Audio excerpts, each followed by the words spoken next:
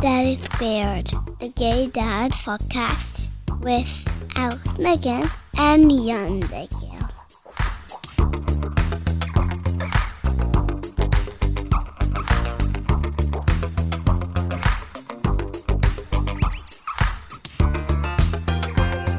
Hello and welcome to Daddy Square, the Gay Dads podcast. I'm Jan. I'm Alex. How was your week, Alex? How was my week? It's always like I'm asking you. You never ask me. Wow. Yeah, well, we're start. certainly identifying what the week was like by virtue of the way we're starting this conversation. Jan and Alex had a difficult week this week with each other. Couples therapy, which we all have. We even skipped our Friday mornings. We skipped our Friday morning video because otherwise there might have been Facebook and Instagram frown upon strangling on live video. So we decided just not to have the video. By the way, we're having a live video every Friday. Just so you know. On Instagram. Except this past one. Well, you know, we have couples therapy on Thursday nights. You can all attend via the podcast. Actually, we wish we could do that, but our couples therapist frowns upon that also.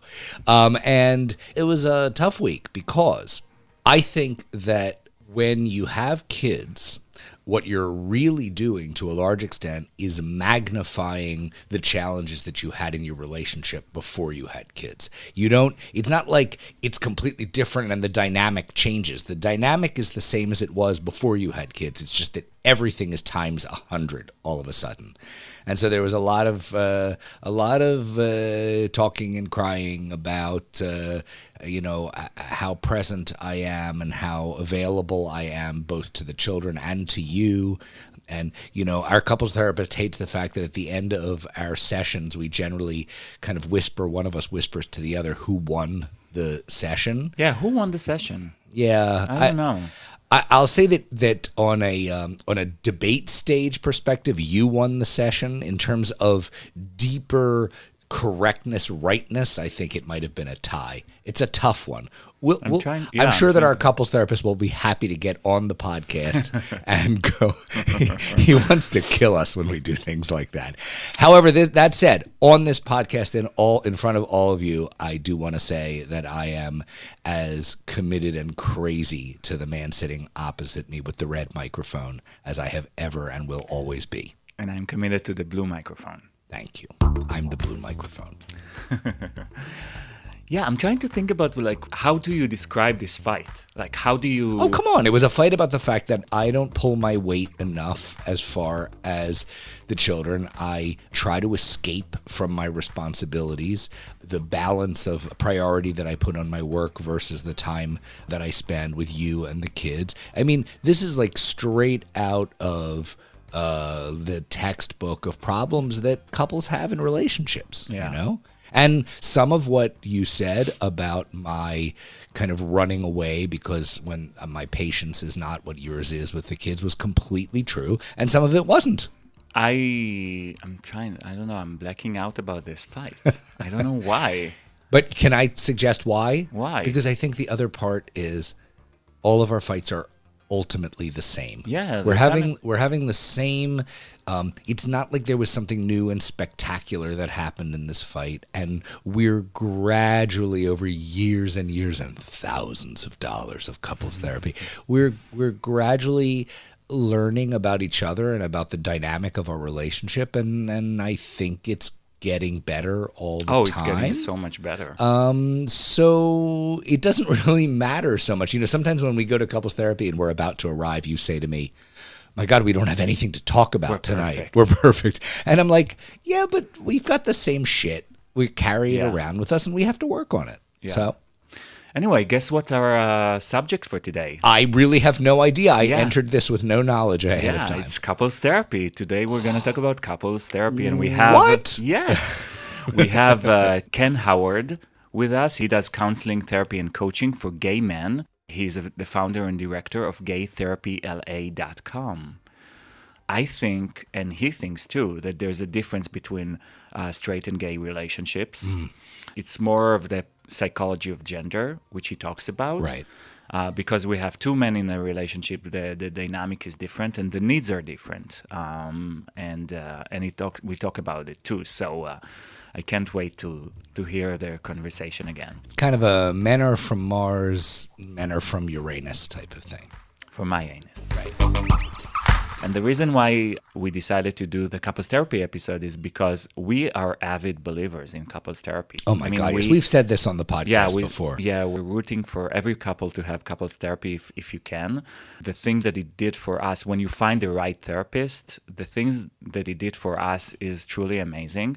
We found the right one after firing another one. After finding the wrong one. Yeah.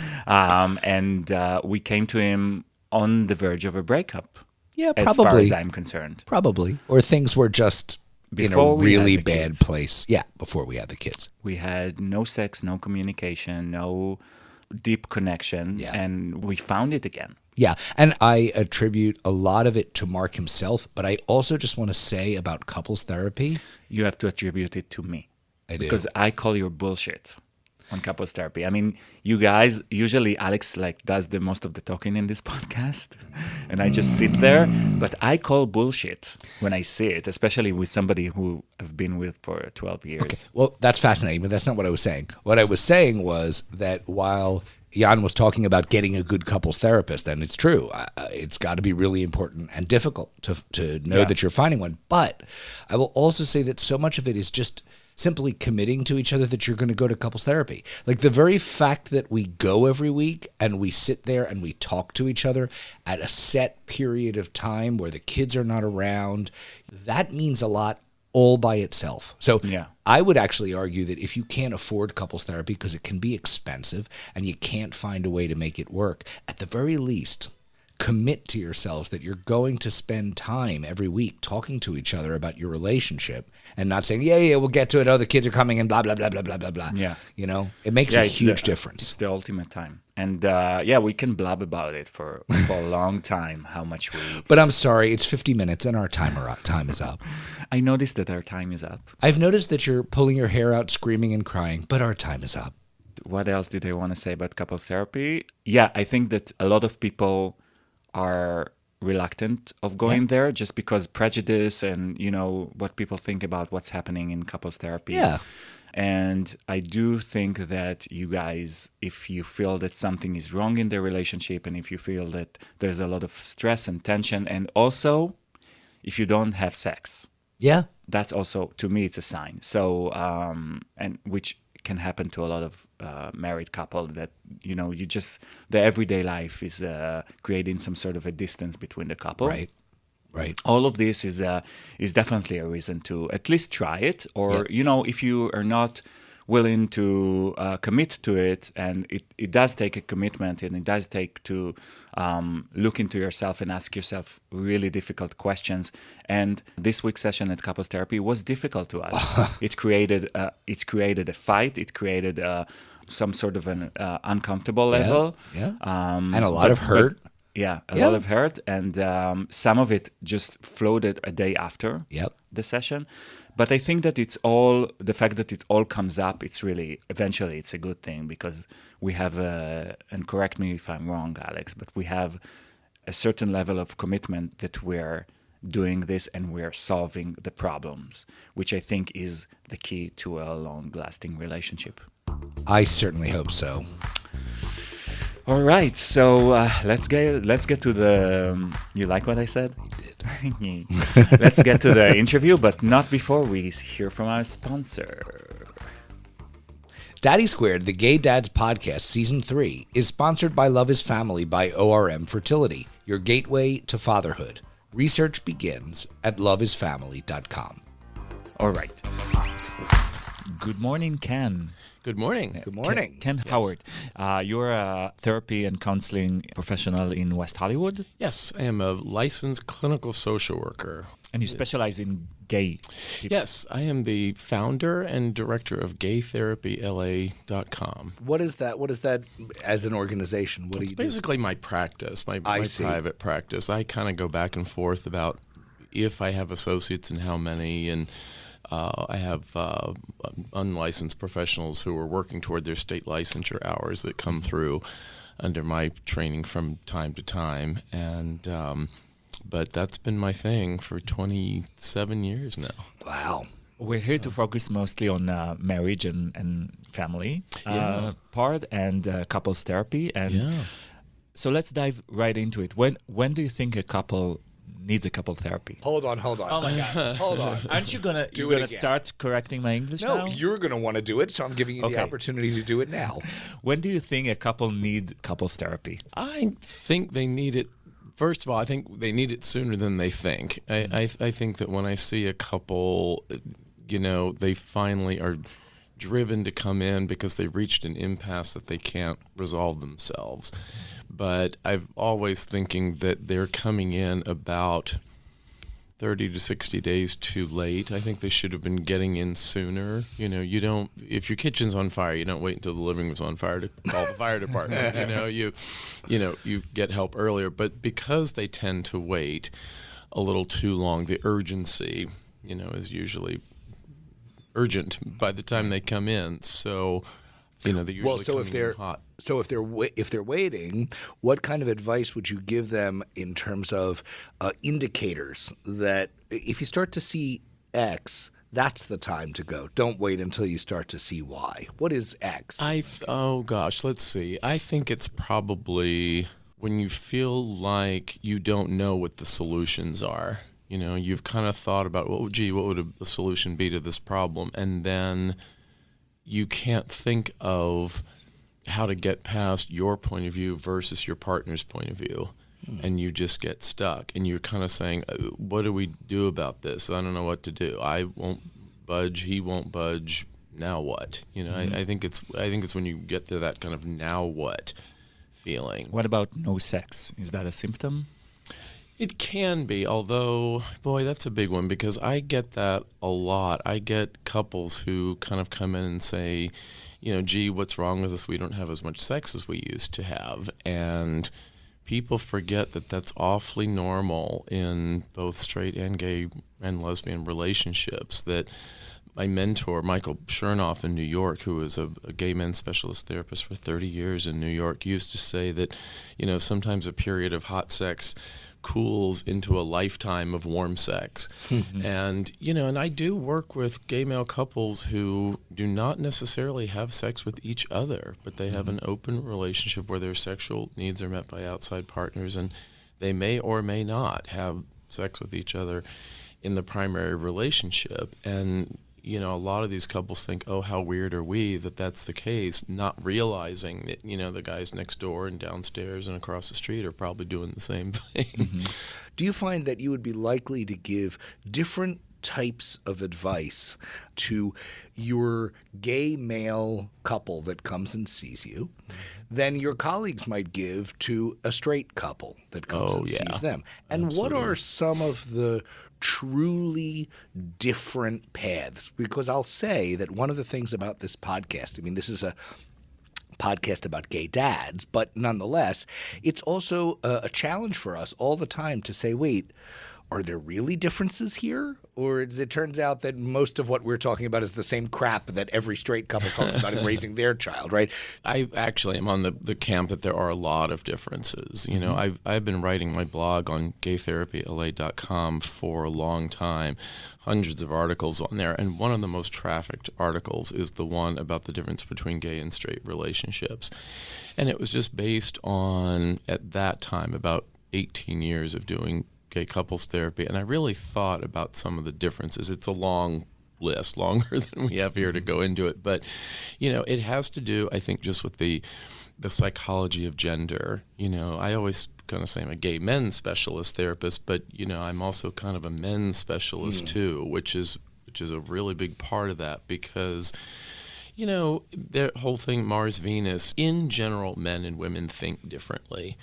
Stand-up comics love to have a field day with that. They just say, women are this and men are this. And, and some of it's about gender stereotypes and gender role expectations and, misogyny and misandry and all this kind of battle of the sexes stuff, which we have to be careful about. But, and there's toxic masculinity and subjugation of women and all these kind of social problems. I get it. But we also kind of want to say there are some general differences that we can count on that help us get a leg up on understanding things. So I teach a course on LGBT issues for graduate social work students at USC, and one of the lessons is, you can't just take a straight therapist with a straight perspective and just apply it to gay couples. Right. Saying a couple is a couple, that starts to violate what social workers call cultural competency. Mm-hmm. You really have to have a savviness about gay male couples in context, in a social context, in a historical context, the idea of minority oppression. So, if you have access to an LGBT affirmative therapist, doesn't have to be a gay male for gay men, although I really do think it helps. I really do think there's a difference. I always kind of say sometimes well-intentioned straight therapists don't know what they don't know, and that's the biggest problem, because you can't see in your own blind spots. But if you were a gay man, you would know, even things like vocabulary and dynamics. Sure. But if you don't have access to, an LGBT affirmative therapist, or more specifically a gay male specialist, then, there's a lot of material out there. That's why I say... You mean material like books? You mean... Yeah. I see. Yeah. Okay. And there's a lot of great ones. So the work of Joe Kort, K-O-R-T, the author of 10 Great Things Gay Men Can Do to Improve Their Lives. Neil Kaminsky's book, When It's Time to Leave Your Lover, was a great one. There's some good writing out there, and I think that if you live in a rural place where a gay men's specialist therapist just does not exist for hundreds of miles, all these books about gay relationships on Amazon or something. So let's say a couple comes to you for couples therapy. What do you think the role of the therapist in this? Oh boy! Besides wild animal tamer, that's first. I think. No, I think it's many different roles. I think that's why it always stays exciting and it's always rewarding, is because sometimes you're there to, well, I think first of all, one, to kind of referee, Right. To be kind of a neutral, you're kind of judge, jury, and executioner with these guys. But, I think you're there to clarify what the issues are. I think you're there to validate each partner's feelings. I think you're there to help them identify in big bold letters, what the issues are, to kind of enumerate them. And then I think it's about facilitating, problem solving. Alex and I are going to couples therapy for years. Now, like 5-6 years. I think Yeah. we might be up on 6 years now. And I always think that... And we're cured. We're cured. No, we're not. We'll talk about it at home. One of the things that I always feel that our therapist is doing is translations. So I have my own opinion, and Alex has his own opinion about stuff, and his job is to let us understand each other's opinions in a way that speaks to us. And then I Yes. realized that most of our problems as a couple are usually like that we don't understand each other really. Yeah. Would you agree? I think so, and I think it's clarifying. I think it's about talking and listening. I was taught that there's a lecturer, I think he's still alive, Walter Brackelman's at UCLA, who's given some great lectures on couples therapy. And, he talks about the 3 T's in couples: time, talking, and listening, and touch. And, I think it is about expressing yourself, putting words onto feelings, therapists call it. And then it's also hearing your partner. There's a lot of exercises about Harville Hendricks and the couples dialogue. That's one kind of popular contemporary one. It's about taking the level of communication to a higher level of sophistication, rather than just kind of a crude, the heck with you, buddy, kind of attitudes and communication. It's really about listening. How do you feel? What do you hear your partner saying? Even though no two gay men in a relationship can be absolutely applicable, gay male couple to the next, to the next, to the next, in general, you can assume certain kinds of things, certain kinds of dynamics, like, the way men are socialized in general, at least in America, really worldwide. But, it is different when you have 2 men. Issues of power and control, issues of competition. Those are probably the big two. Support groups. How do you feel about those? For couples or I guess, yeah, staying with in the context of couples. You yeah. could. I haven't really done that. I haven't really done a couples group. I know some people have, and I get it. I've done other kinds of groups, and the idea behind group is that not only are you learning from the therapist, but you're also learning from the experience of each other on a peer-to-peer level. Right. Oftentimes, when a couple comes to a counseling, one wants it more than the other. Like one pushes it more than the other. Oh yeah. How do you think the one who pushes more should deal with that? Well, I think You can say it. Alex. I'm a genius of it. I think it's a brilliant question. Thank you. Brilliant and inspired. Barbara Walters would be blown away. Yes, Ken. But that really is true. I mean, I think people think that there's usually one who wants to be there more than the other one, and that really plays out very, very consistently. And I just work very hard with the one who doesn't want to be there as much about really exploring and validating his feelings. You know, because the one that wants to be there and says, "Oh boy, we've got problems, and there's this and there's this and there's this," you know, meanwhile the other person doesn't get a chance to just talk as much, and they either don't want to be there because they think they don't have problems, or they don't want to be there because they don't believe that this is the manner by which the problems will be solved. Right. Either they don't know or don't really have a lot of confidence in the couples therapy process about who's this joker, but or they're afraid. I think also that they're going to feel something and it's not going to be validated. That their point of view is not going to get any kind of support, and the therapist is just going to, take the side of the other partner, and they're going to be left out. And I always kind of joke, no, guys, I beat up on you equally. Right. I've been trying to work our couples therapist to be on my side for years now, and he insists on being somewhere in the middle. It's infuriating. But it's true that there is competition between us. There is competition. I mean, even in couples therapy, there is no doubt. Whose side? Who's going to win? We always say, comes out, okay, you won this. Yeah, well, we do that as a joke to drive our therapist crazy. At the end of each session, one of us will say, all right, you won this session, and he claps his forehead with his hand and says, that's not what this is about.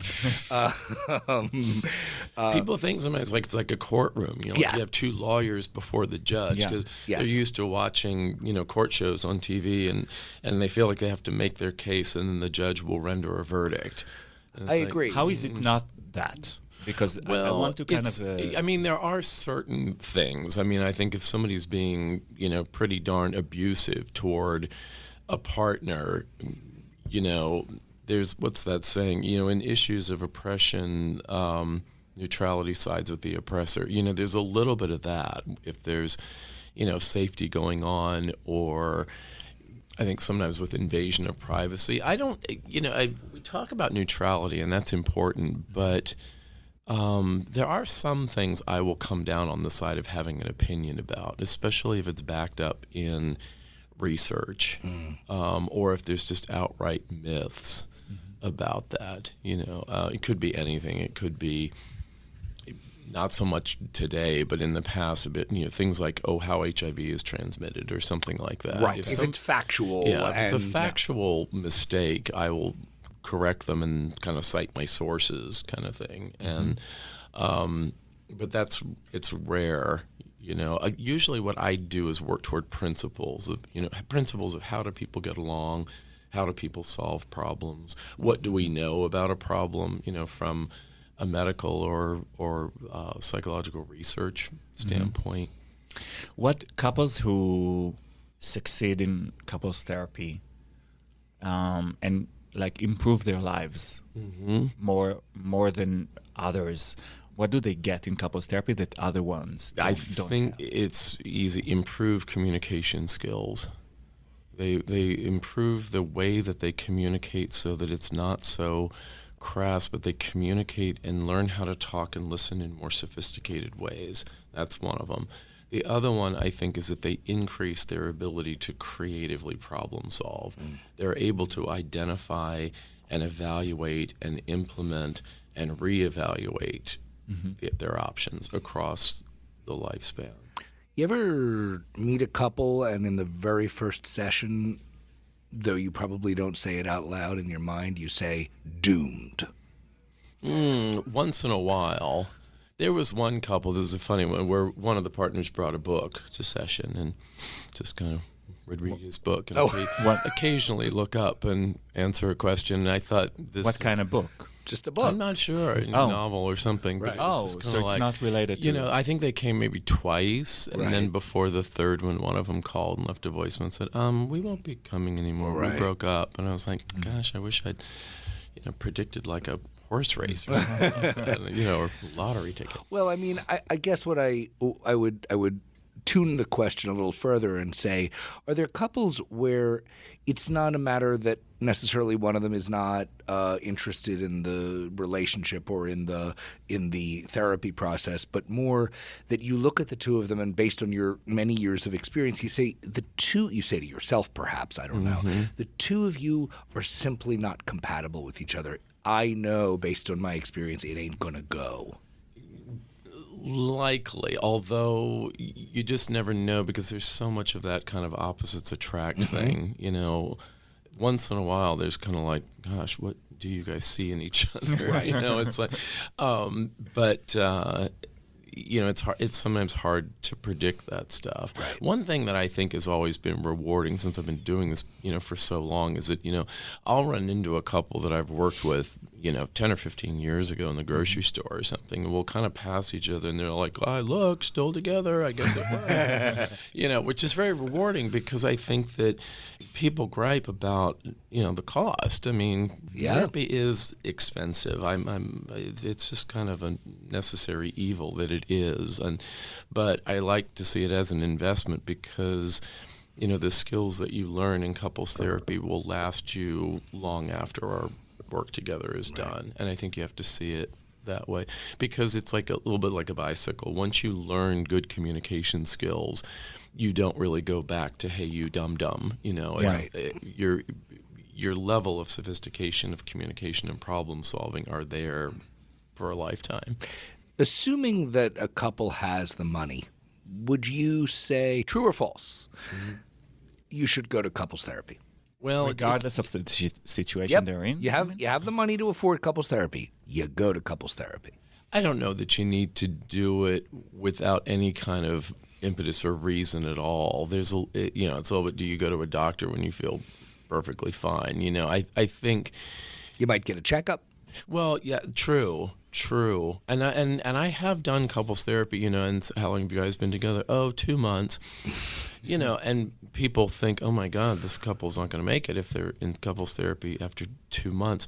But I like to look at it the other way but look at the foundation they're laying. Right. If they have an assessment about their communication and compromise skills, and exploring their commitment to each other, they're really laying a foundation that does kind of inoculate them against future problems. Right. Maybe it proves something about the commitment, which is like the very basic thing that you need in order to maintain a long-term relationship, and the fact that they want to be there, right? So that's actually what makes a couple go through that and work the problems, you think? Absolutely, because I think that what they're saying if they come to couples therapy early is that they're saying, we want to do this right. Can somebody who knows a lot of gay couples, knows a lot of history, who knows how, kind of where the landmines are buried,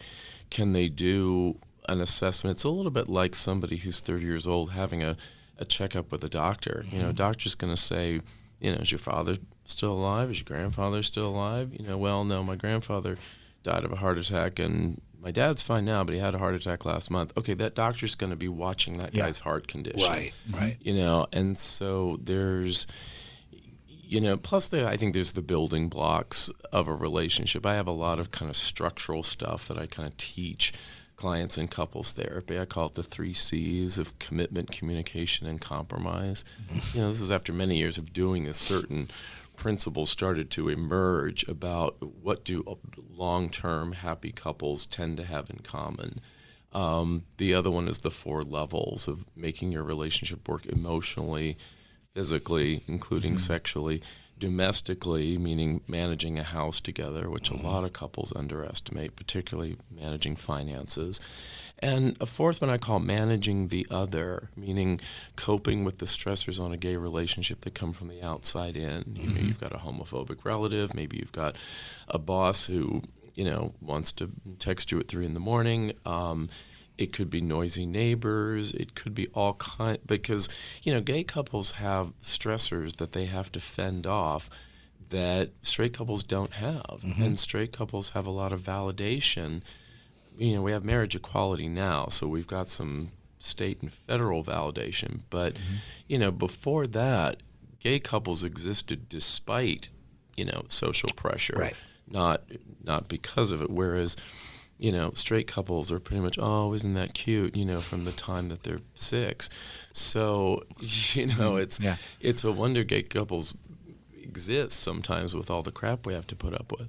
Do you think gay men are sometimes more naive in everything that has to do with relationships because they end it rather quickly and because they're kind of looking for the perfect relationship? Yeah, they can. I think that's kind of, I work with guys who are single on that about, what's a reasonable exclusion criterion versus what's an unreasonable one. A 4-pack is okay. A 6-pack is preferred. And if they're one of those 8 or 12-pack guys, that's where you go. I mean, that's and how many obvious. followers on Instagram? That's also Right. The followers on Instagram is critical as well. That was a joke for our listeners. If you've decided that you and the other person, if the two of you have decided, look, we're in this forever, and you both take it really seriously as a commitment, then you may go through periods of time which are hell. But you may also say, yeah, but I promised, and I'm going to work through it as a result of the promise. So my question to you is, how important do you think that institution is, that concept is of staying together because we said we would, as opposed to staying together because it's working and not staying together when it's not working? How do you work that? It's a good question, because I think in part of that, there's the issue sometimes of, when do you leave? When do you break the commitment and kind of say, you know what, never mind, I'm out of here. And I think, I wrote a blog article on that, of how to know when your gay relationship is over. And, that was kind of sad for me to write, because I was thinking about all the guys I've worked with who've gone through breakups, talked about what the breakups were, how they came about, when breakups happen and there's kind of an unhappy situation, exactly how did that happen? It's a little bit like learning when people die. It's like, what did they die of? Oh, well, it's like, well, their cancer got worse and worse and it took them out, or something like that. It's, because relationships do end and they do begin a lot of the time. It's tricky. I think that nobody should really start or end a relationship without a lot of thought going into it, because it's a permanent, life-changing decision to make. And I think there's a value to that, because I think it teaches you a certain part of resilience in life. That if you make that commitment, it's kind of, and so many couples I've worked with have said this, where it's like, look, we are in this, we don't want to put breaking up on the table, but we are very unhappy. We are angry about this. We're upset about this, so they want to really focus on the issues and dive in and say, okay, we don't just want to leave, but, but we do want a solution to our problem. Got it. Yeah. What is according to your opinion, what is the basis for healthy communication? Because you talk about communication as a foundation. So what is? Well, I think, like I said a second ago, about putting words onto feelings. About all of communication, really, in every language is, putting an utterance onto something in that language. This is a cup. This is a saucer. And there's a feeling equivalent of that. If you say to somebody, "How are you feeling today?" "Oh, I'm a little bored," or "Oh, I'm really excited." It's those are words, but they express a feeling state.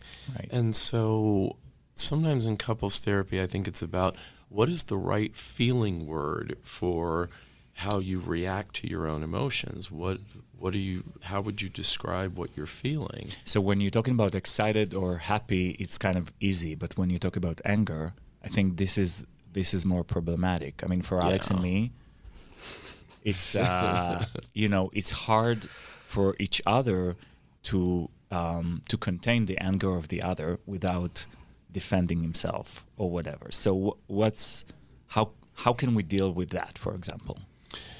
Well, I anger think and it's annoyance. This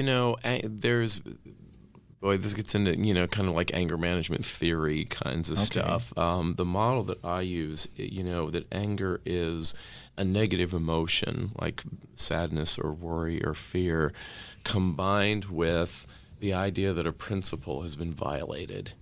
If you're the father of a teenager and she has a curfew of midnight and she comes in at 2:40 in the morning and you're sitting there waiting up for her, and where have you been, young lady? You're angry, one, because you were worried that your poor daughter could be lying in a ditch somewhere, and number two, we had an agreement. Your curfew was midnight. It's now 2:40 a.m. Do you have an explanation for that?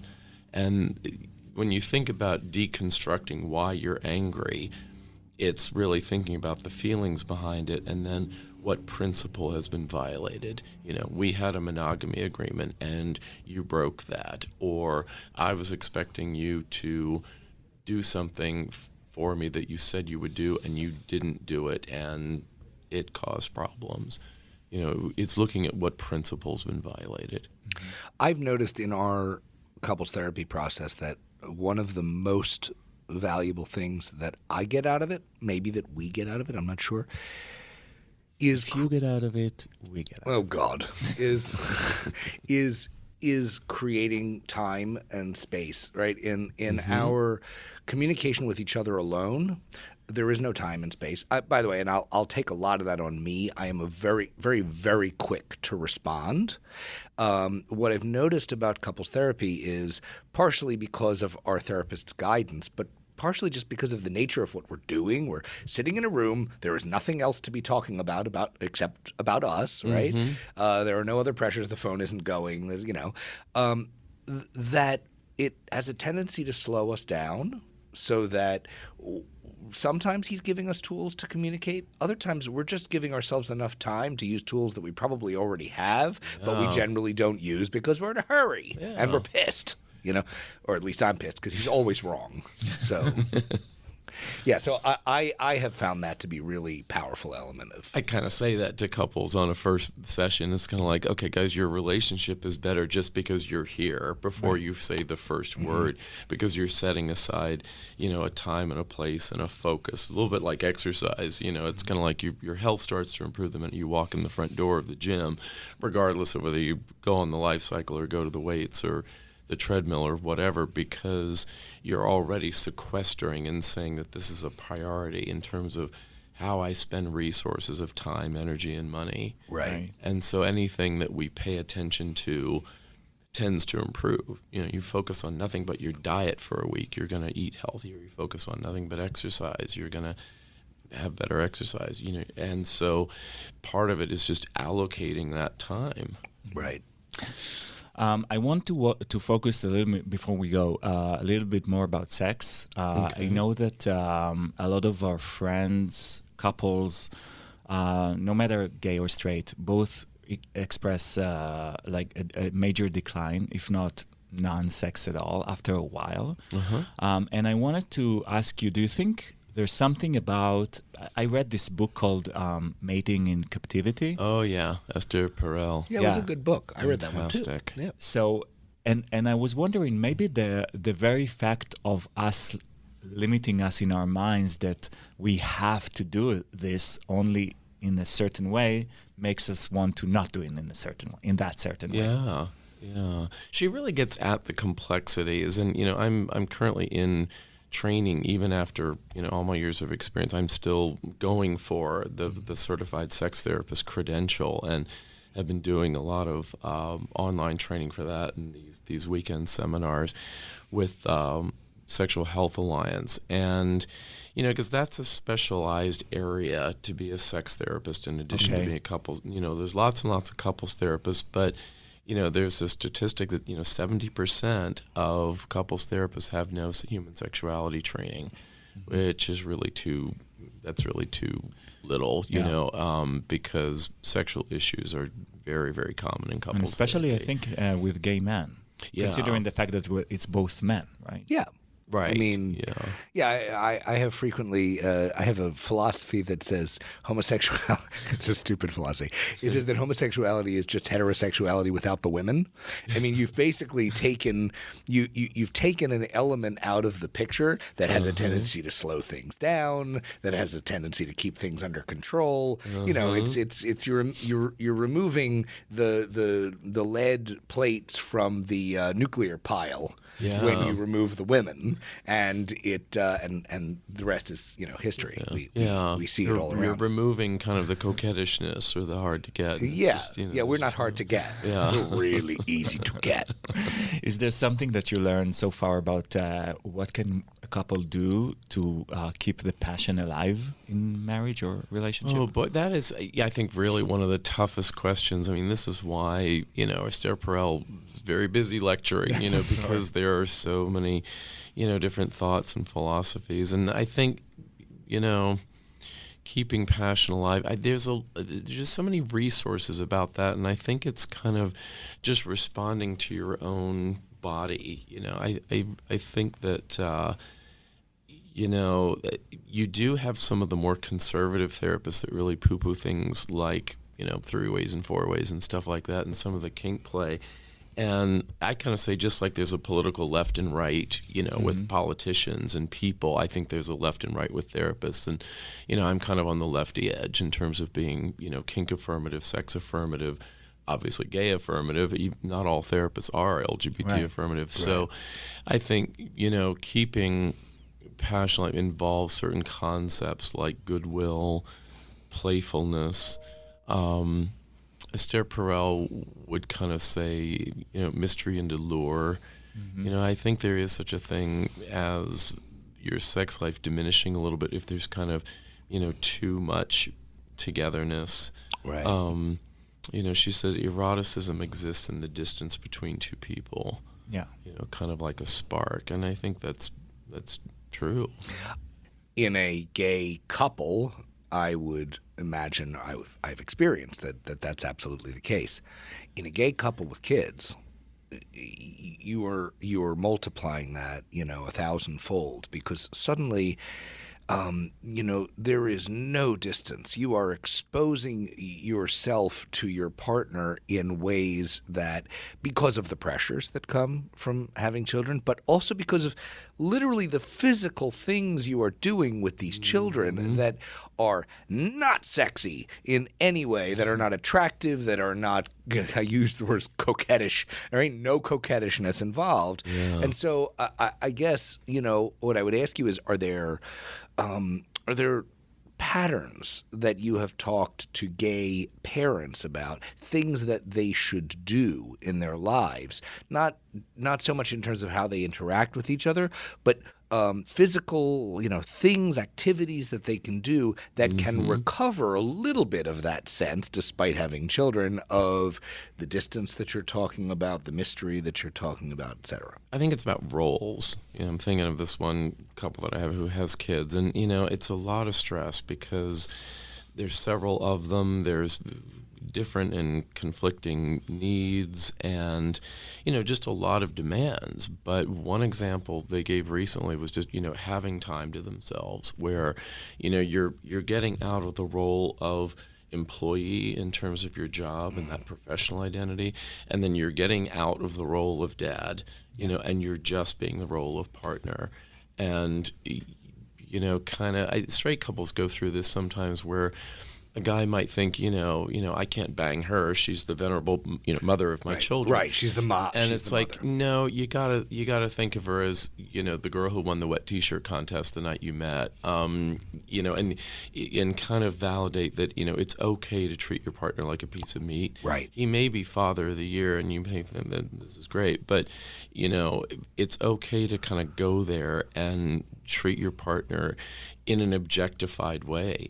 Treat him as a sex object that you just want to bang, because that's really okay. It's actually kind of Alex necessary. is okay. It's No. okay. Yeah, because I have a Imagine problem me. treating you like an object. No, I wanted to say that may be the most refreshing thing that I have heard said on this podcast since we started. No, I think that this is- There are a this lot is- of people who would be shocked by that statement. I could not agree with you more. I think that we really have created a kind of a society where that's an unacceptable thing to imagine, except that if you don't do it, then the person's sexual appeal to you drops through the floor. Yeah. I'm with you. I think that's the major part that a couple learns in couples therapy, because it's like it's a new form of love. It's not a love of a family, and not a love of a friend, and not.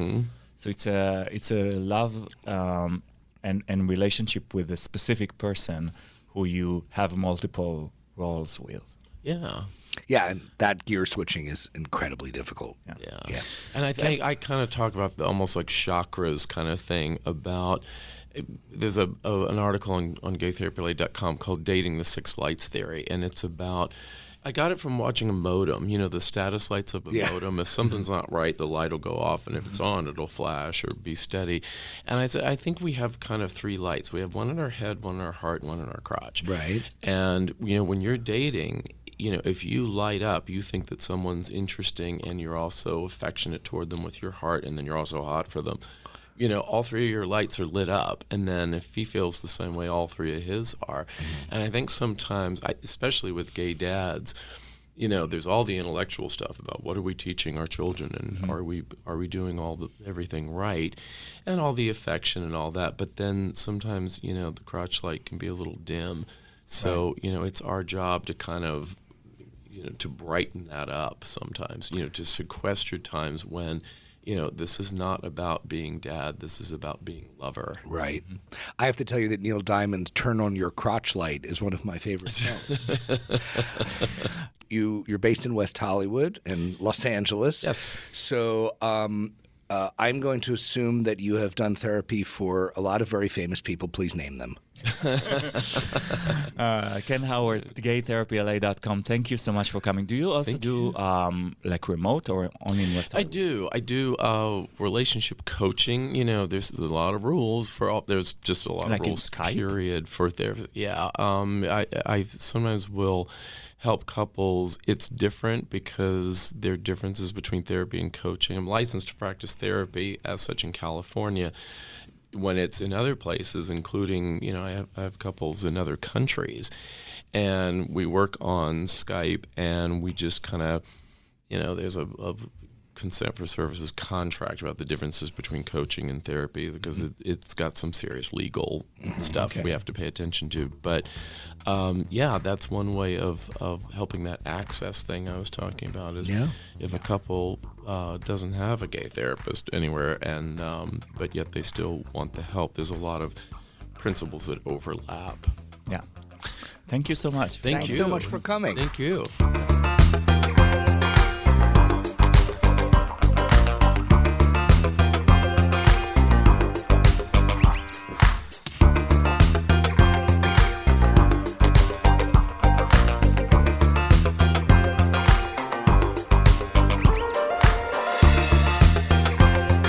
We're coming back from the interview. I'm Jan. I'm Alex. And thank you, Ken Howard from gaytherapyla.com. Alex, I really loved his definition of anger. It's a negative emotion combined by the idea that the principle was violated. I was testing it on our fight. Oh, the other thank you. night. I'm so glad that our relationship can be a little psychological experiment for you. And it's true, because let's say that it was a negative emotion. Yeah. that I felt. Yeah. And I started thinking, like, what principle was violated? Yeah. And I think that in this specific fight, the principle that was violated is fairness. And it's also something about the equality between us in a relationship and in the parenting, like whose job is really more important than whose. If you say that you have something urgent in your job, do I need to cancel everything I have? Right. So who's more important? And it didn't feel like I was important in the relationship in that fight. So this is what was bothering me. Ultimately, one of the interesting things about having little kids is you learn so much about the origin of feelings that you end up having, at our age as well. It's this concept of injustice, right? Yeah. You took my thing. How come he gets this and I don't get it? Yeah, and we should do a whole episode on injustice. Yeah. I'm pretty good at this. The Injustice League. Yeah, it's so fundamental to who we are to see fairness and justice as really important. But I do want to say that one of the things about gay relationships that is challenging is any kind of automatic preset relationship roles are not possible. Right? I'm not saying this is a bad thing. I actually think it's a good thing. But in a straight relationship, you can always fall back on, but I'm the man and you're the woman. And that's the way things are set up, right? And in a gay relationship, that's not possible because you're both the same gender. And you can't, there are no stereotypes to fall back on because, it's all new. Yeah. That is weird. I also like that we mentioned Esther Perel. Her book, Mating in Captivity, is one of my Bibles, so I really recommend to try to read it. It's all about like sex in a relationship. What can you do to still have it after a few years? Yeah, and because, again, I think that we've established that Jan and I have kind of different perspectives on, concepts of self-help and spirituality, and et cetera, I'd actually like to also throw in my support for the book because even though we both It's a psychology book. It's not a self-help book. Not only is it a psychology book, but it's also not it's not like a bullshitty psychology book. It's pretty good stuff. And you read through the chapters and you find yourself saying, oh my God, yeah, that is exactly who I am or who we are. It's good. Yeah. And it's a short read. Daddy, SQR.com. Before we go, Alex, I dare you to play with me a new game that I invented. Oh, great. What is this? It's called Head, Heart, and Crotch Lights. I'll give you... So he mentioned that... It sounds like the porn version of an E.T. movie, but okay, go ahead. He mentioned that there are 3 imaginary lights when we see a man. Yes. One in our head, one in our heart, one in our crotch. Yes. So I'll give you 3 celebrities. Yes. And you'll divide them. Who's your head, heart, and crotch? Okay? All right. All right, I'm ready. Chris Hemsworth. Crotch. Wait until I finish. No. Chris Hemsworth. Crotch. Chris Evans. Crotch. I don't think this game is working.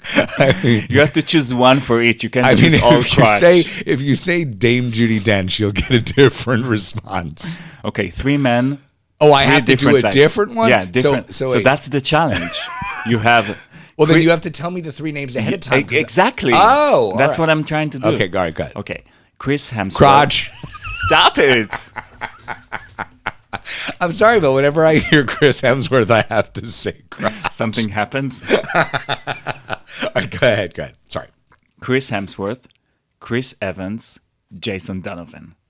All right, and I have crotch, head, and heart to work with. Hemsworth is crotch. He's all crotch all the time. Jason Donovan, I think most of our listeners won't know who the hell that is. Look him up. I only know of him through you. So we have listeners in the UK and in Australia. I apologize. It's fine. So because of the connection through you, Jason Donovan gets heart for me. Jason. And then what's the other one? Evans? Yeah, Chris Evans. Head. I mean, You've been giving he's you going to have to give me head. Oh, Head. Yeah, he's going to go just by default goes to the head. I don't know whether he is like an intellect, but he's going to do. Wait a minute. Was he the guy in Captain America? Right, but other than Captain America, So is he the one who can sing and dance too, that he's like a triple threat? No, that's Ryan Gosling. That's Ryan Gosling. Right, yeah. He might get heart. Just Ryan in case you're asking, I'm going to tell you that to me, Jason Donovan is head. Yeah. Chris Evans is heart. Right. And Chris Hemsworth is crotch. Hemsworth is pretty much only useful for crotch. Hey, Chris, come on our show. If you like to share your story or ask us a question, please contact us at hello@daddysqr.com or send us a text or call us at 213-793-8939. And maybe tell us who's crotch for you. Guys, thank you for helping us in our therapy session. We really appreciate that. We'll see you next week. Bye-bye. Bye.